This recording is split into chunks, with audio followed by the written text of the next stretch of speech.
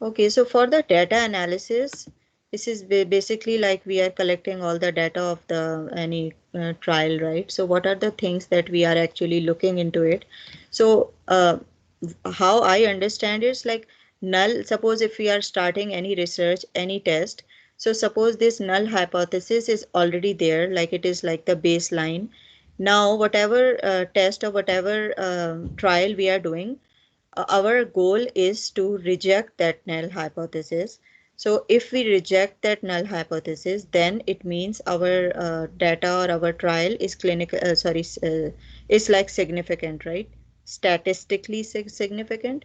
So that's how we are doing it. Like if we are, but if our result is same as a null hypothesis, then it means it is not significant, whatever our trial is. So our main goal is to reject the null hypothesis. So now we will see what is null hypothesis. So the default hypothesis often states there is no relationship between two variables. So the null hypothesis is telling us that whatever you are doing and whatever is already there, there is no difference. So there is no point of doing it. So when we reject the null hypothesis, then we can say like whatever we are doing, it is like significant and there is relationship. So alternative hypothesis, the hypothesis that we are interested in, often states there is relationship between two variables. We can find evidence against null hypothesis, but we can never prove alternate hypothesis. So basically this is the alternative one. So and this is the distribution curves, mean, median, mode, like whatever our analysis is. And then this is the normal distribution, and then it is negatively skewed, then it goes like at the back. So now what is the type 1? That is the alpha error. So the null hypothesis is falsely rejected. So basically what's happening, whatever we are doing, we are saying, oh, we did that research or we did this trial and we reject the null hypothesis. We are saying, okay, our trial or like test or whatever is good enough, and we are rejecting the null hypothesis. But actually, this is type 1 error because we are falsely rejecting it. Actually, it is not rejected. So the null hypothesis is falsely rejected, concluding an intervention X is effective when it is not, or declaring an observed difference to be real rather than by chance. So we are saying whatever intervention or whatever test we are doing it, so we did it right in a right way and we are rejecting it. But actually what's happening, the whatever intervention we have done, it is not effective and we are declaring an observed difference to be real rather than by chance. So that's how I understand it. And then probability of this error is denoted by p-value. So we will see what the p-value is. P-value is basically the chance of that error, and studies tend to be designed to minimize this type of error.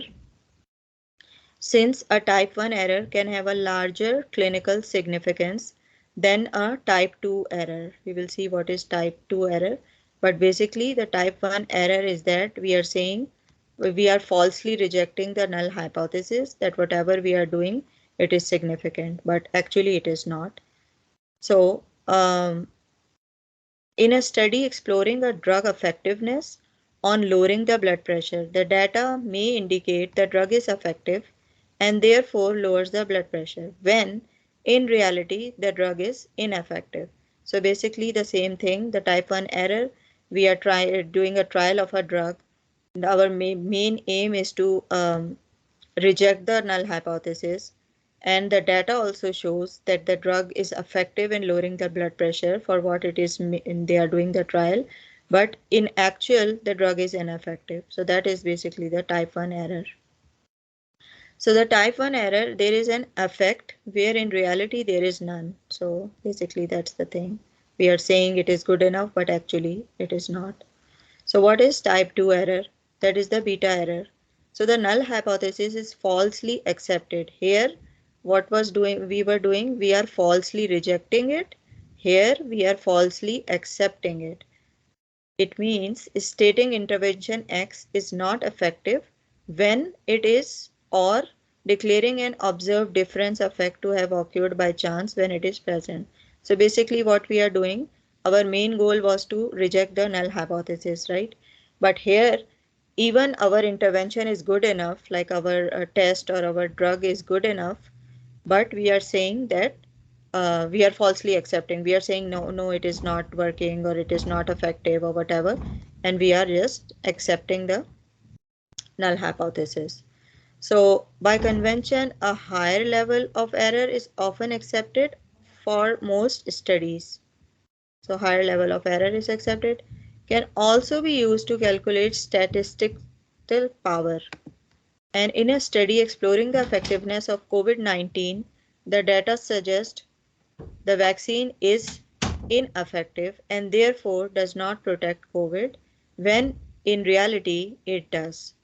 So in a study exploring the effectiveness, this is just the example.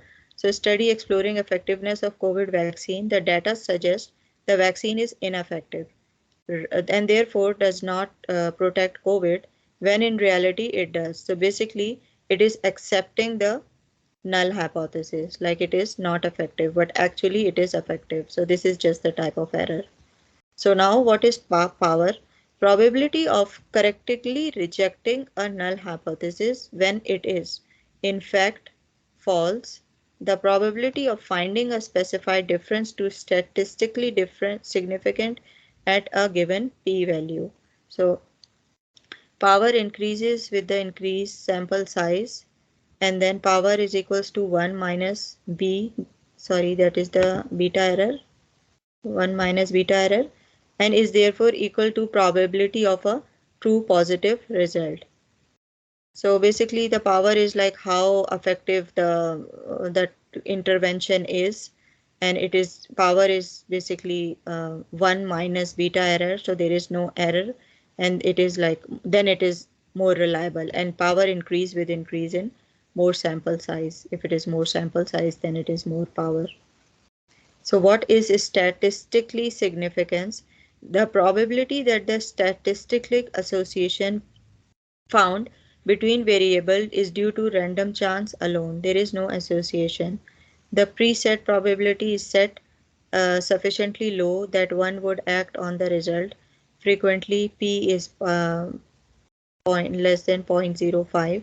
When statistically test results in probability less than, so basically I think this is just the, if it is statistically significant, then the p-value is less than 0.05, then we can say it is statistically significant, like the results. And then what is clinical significance? Measure of clinical usefulness. 1 mmHg BP reduction may be statistically significant but may not be clinically significant. So this is just a number, so it is not that much clinically significant. Depend on factors such as cost, variability, patient adherence, side effects, in addition to statistically significant. So these are just the interpretation of the data, I think, how they are classifying the significance of the any intervention. So what is the confidence interval? Provide a range of values within which the true population results. The mean lies bounded by the upper and lower confidence limits. So confidence interval is basically the what our sample size is. Like we like confidently we can say like we have studied that much sample size, that our confidence interval is 95. So usually it is reported 95%.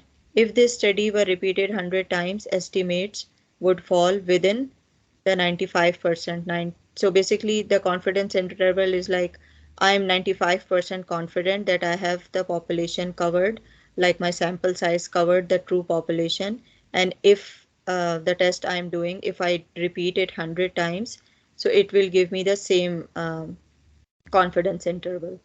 So I think this is just the terminology they are using. So a wider confidence interval implies more variance than a tighter confidence interval given the same critical value, because in the wider one there is like a more sample size. So that's why they are saying it is like more variance, and in the tighter one the sample size will be reduced. So confidence interval will be reduced. So for the data, validity versus reliability. So there are two type of quantitative data, continuous and discrete. information collection, and there are four. These are all, but these are the main characteristics of the thing. So validity, reliability, that is precision, internal validity and external validity. So what is the validity? How, or accuracy, how closely a measurement reflects the entity it claims to measure. Like suppose if it's the, suppose if the serum glucose level, if it is like the normal is 6.5, so how close the result is it to the normal one, that is the basically accuracy and the validity, like how close it is to the normal one. And then reliability and precision, how consistent multiple measurements are when the underlying subject of measurements has not changed. So interreliability and test retest reliability. Internal validity, degree to which finding of the sample truly represent the finding in the study population. External validity, degree to which the results of study can be generalized to situation or population. So basically this is kind of a good chart to know. So here they are saying it is good, reliable and good validity, because it is within the same area and within, like the sample size is here and the test results are here. So it is like precise, reliable and it is accurate. It is in the same area. So this is precise and accurate. But here it is poor reliability, that is poor precision, because the results are like all over the, it's not in the same area, but it is good validity because it is in the center. And now here good reliability, poor validity, it is not precise because it is not in the center, and this is poor, this is like almost everywhere. So this is, I think they are just comparing like how to compare precision and the validity and all those. It's quite things. Yeah, so I think that was the data analysis. So if anyone want to um, do the, where we left, meta analysis.